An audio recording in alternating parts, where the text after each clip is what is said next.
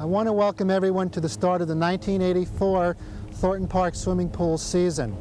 We have made numerous adjustments in our schedule and program to improve the services to Shaker Heights residents. For example, we now open the pool at 6:30 a.m. Monday, Wednesday, and Friday to allow adults to come and swim laps before they go to work. Additionally, we've bought another 100 pool chairs around the perimeter of the pool. We've developed a unique service to end our beat problem, hopefully, and we have bought 3 new water-cooled drinking fountains, a major new vacuum which takes up to 2 people to pull it out of the pool once it's going because it's so strong. Hello, my name is David Hertz. I'm the pool manager at Thornton Park, and I'm responsible for the smooth operation of the entire park. Now here you see our tennis courts. We have 7 of them, and although they don't seem too crowded now, they're used fairly often in the summer. We're open from 8 in the morning until dusk, and we have a tennis league here in the morning. Another service that we're beginning, which is one of the first in the region, is for lifeguard training. There's a new Red Cross program that's called something to the effect about lifeguard training certification. We have someone in our employ who's qualified to teach that, one of the few people in this region, and we will be offering a program throughout the summer for our own lifeguards as well as other lifeguards in the region to sign up and take this specialized training. Well, we have made some new additions to the pool. We don't plan on neglecting the tennis courts either. We plan on putting new windscreens on the fences, and a total new fence is under consideration at this time.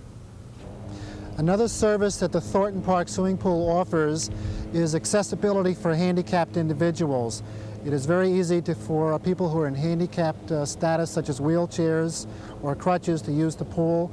We have a large ramp that the handicapped individuals as well as the elderly can use. It is not necessary to climb up and down ladders when one swims at Thornton Park. Additional services we provide are learn to swim lessons that go from approximately 9 a.m. to noon time, primarily geared towards youngsters. We also have a swimming team that is for people of all ages that operates throughout our day too. Thornton Park operates under the auspices of the Recreation Board.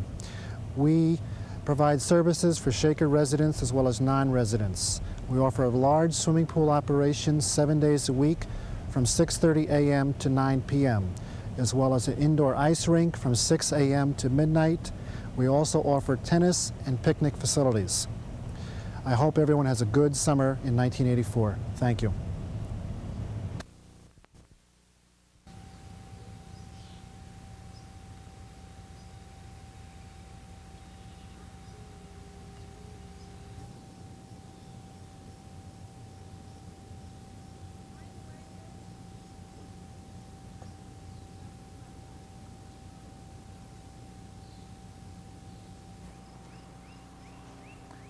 Hi, I'm James Thornton. I'm director of the drama program at Shaker Heights High School, and I'm also the director of the Yellow Barn Workshops Theater and Performance Arts programs, which is where you are now in Kent, Ohio.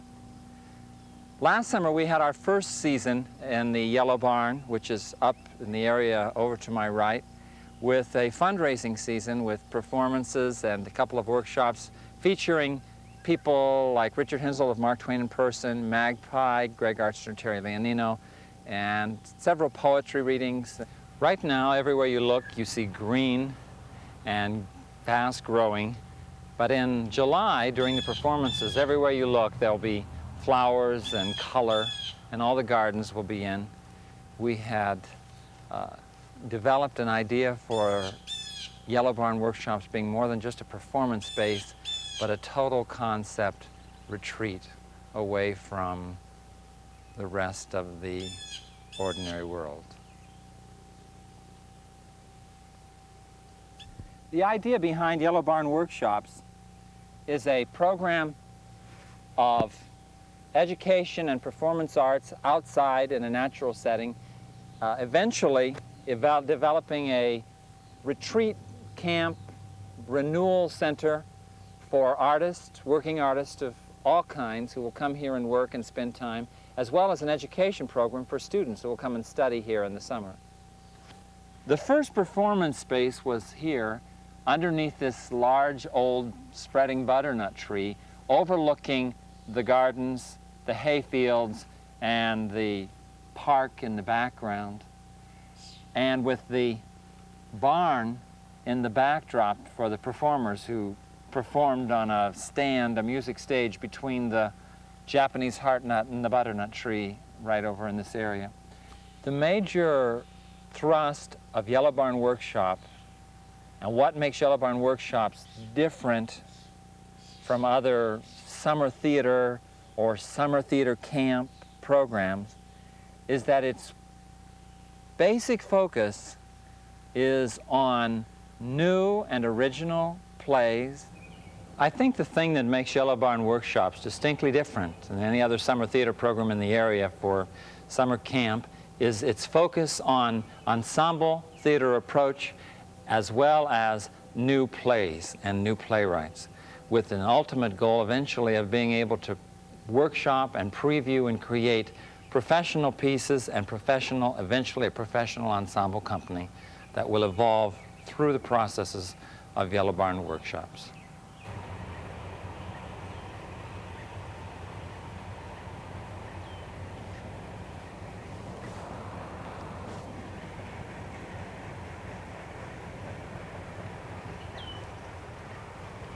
My wife Pauline and I have lived here on the farm going now into our 4th summer with our children Matthew and Leah, and the original owner of the property of the farm, Margaret Brigham, who lives in the large Victorian house behind us.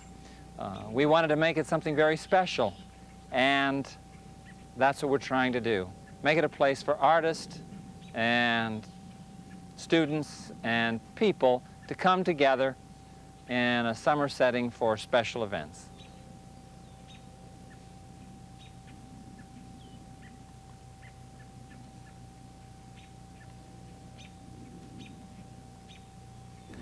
The 1983-84 school year has been a very eventful one in the Shaker City School District. It all started last summer with the passage of the tax levy, which was just very essential, and the support given by the citizens of Shaker Heights was most important to continue the programs that we had already in place. As everybody will remember, we had to reduce certain programs at the end of the 82-83 school year, and in doing that, we certainly didn't want to have to take out any other programs that we felt were most necessary to maintain the excellence that the school district is used to.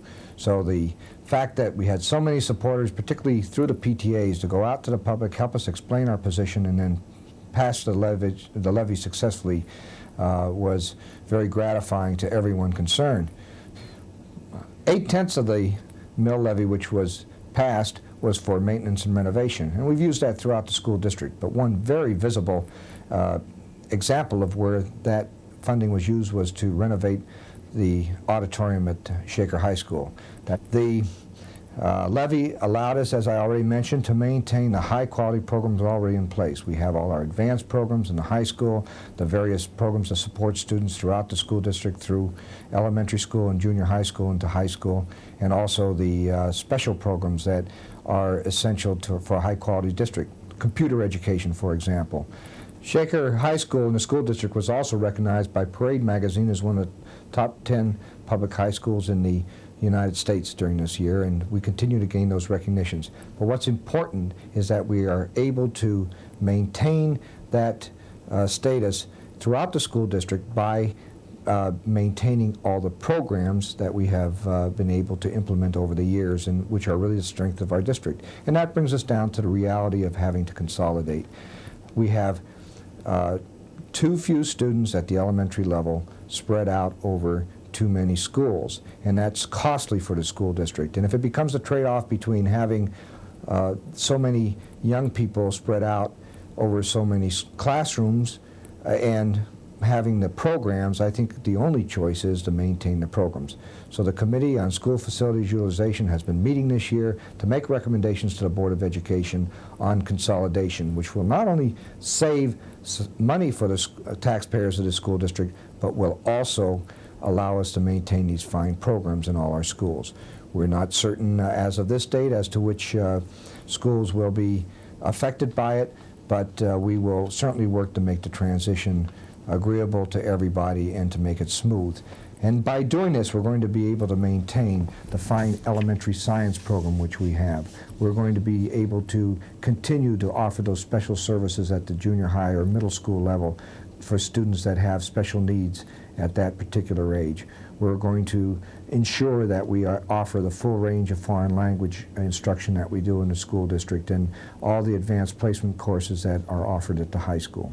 That we're making academic progress and instructional progress in the school district. We're keeping up with the times, and we're staying on the cutting edge of educational improvements.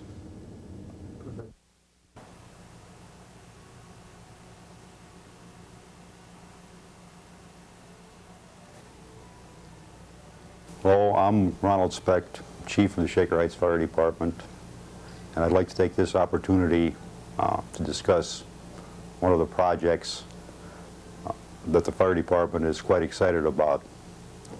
That's the refurbishing of our fire apparatus to extend its useful life.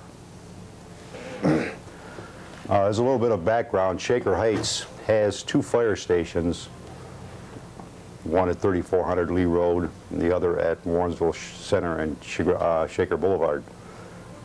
Each station has an engine company, a hook and ladder company, and a rescue squad company housed within it. Generally, the fire department engine companies have a useful life of 20 years. The same applies to the ladder companies. Shaker Heights Fire Department at this time is trying to extend the useful life of one of its ladder companies by having it repowered. This piece of apparatus is a 1974 American LaFrance engine company. It has on it a 50-foot extendable squirt, and in order to keep this in tip-top condition, although it looks nice and shiny now, there are a number of areas that have to be taken care of at this particular time so that we can keep it in first-line service for at least 20 years. That's the anticipated life of the engine company. We hope to extend it to 20 or maybe a few years beyond with good care. Things such as cosmetic appearance, the paint has to be retouched up, and things that are not quite so obvious as little rust spots around the fenders have to be taken care of so that it doesn't become an extremely costly project. This particular vehicle is scheduled to be taken in for repairs as soon as we have completed the modifications on our aerial platform. That was repowered. A new diesel engine and automatic transmission were put in, and that should be back in service sometime this month. Items such as this paint chips and paint flakes are important for cosmetic reasons as well as for protecting the metal, but they're nowhere near as important as catching almost insignificant spots of rust that indicate a wearing or a rusting away of structural metal parts that have to be caught early and repaired before major damage will set in. Okay, repowering our aerial platform, putting in a new diesel engine, new automatic transmission, will cost the city about $30,000. We anticipate that it's going to extend the useful life of that particular piece of apparatus by at least 6 years. Now, using some cost figures, and the new cost of an aerial platform runs between $250,000 and $300,000. Cost deferring that for 6 years, if the money is wisely invested, could amount to a sizable reduction in the actual cost of purchase of the new rig. Hi, I'm Steve Alfred, Mayor of the City of Shaker Heights. I'd like to chat with you briefly about some of our plans for the future. Last fall, during the campaign, it became very clear to me that the #1 issue in this city was the level of taxation and the tax base. I'd like to try to do something about the tax situation, both for the schools and for the city. What we can do is to preserve and enhance our tax base. Now, the best place to do that is in the Van Aken area, and that's because the city owns some of the land. They own the rapid transit area. They own the Farnsley Road parking lot right behind me, and besides that, it's in a commercial area where there are already some significant buildings. There are 2 principal sites on city-owned property that we're interested in developing. The first one is right here, what I call the point at the intersection of Van Aken and Chagrin and Warrensville Center. The little white building on the corner is the National City Bank. That is on property leased from the City of Shaker Heights. Then right behind it as we go along here is a parking lot, the bus turnaround, and as we get down farther we get to the RTA electric substation. This is the second site that the city's interested in developing. It's about the same size as the other, about 2.1 acres. It's the rapid transit parking lot, and it's owned by the City of Shaker Heights. It extends all the way from the Shaker Villas on the west to the Ohio Savings on the east. The advantage that this site has, however, is that it has a beautiful view of the Shaker Heights Country Club golf course. Now, because it is residential on one end and commercial on the other, it could be used for either residential or commercial development. We are very excited that the owners of this shopping center, Walden Fisher, have decided to undertake a major renovation project costing up to $1 million. It really has 2 parts. First, they're going to do the front visual part of it over again. There's going to be a new roof line and covered sidewalks, which should make it very, very attractive. The second part is the Vogue Theater area. As you know, the Vogue Theater has recently closed, and in its place is going to be a very famous clothier for men and women, Joseph A. Bank & Son. That should open early next year, and it should be a major, major attraction for people to come to this shopping center, and we're really very pleased about this development. What we want to do is to come up with a significant development project. Significant in the sense that it can add real property tax income to the schools, and income taxes for the city. At the same time, we'd like to give an image to Shaker of being a forward-looking and progressive city. The Chagrinley-Avalon area, which we'd now like to refer to as Shaker's Town Center, is very important to the city of Shaker Heights. There are a number of things we'd like to try to do here, along with the merchants and the owners. We've got started on a brand new storefront renovation program. We are making some of our community development block grant funds available to merchants who want to put new signs or new facades on their stores. We'd also like to see if we can improve the rear entrance and parking lot access on some of the other stores in this area. We have a number of very good stores in the Chagrinley area. The educational toy store behind me is one of them. Noble Fish just came in, and one of the best fish stores in town, and a number of other very good ones. In addition to encouraging storefront renovations and new signs, the city's going to do some improvements of the street and the curb, put in some more benches and planters. We're also going to change these parking meters. There's going to be 30 minutes of free parking time. We also have to focus on the Chagrinley corner, where the Shaker Theater used to be. Right now, it's just a vacant lot. On a temporary basis, we want it to look green, and so we've got this mound of earth with the trees, and there's grass planted there, so that it will look better during this temporary period. We're still looking to try to find a good use for this corner, and we hope we'll be able to get one. I spend a lot of my time as mayor on the Van Aken and Chagrinley-Avalon, now Shaker Town Center, shopping centers. They're very important to the city of Shaker Heights. We've got some great plans. We hope we can do something significant here, but I'll tell you, no matter how things come out, I can guarantee you one thing: we're sure going to try very, very hard.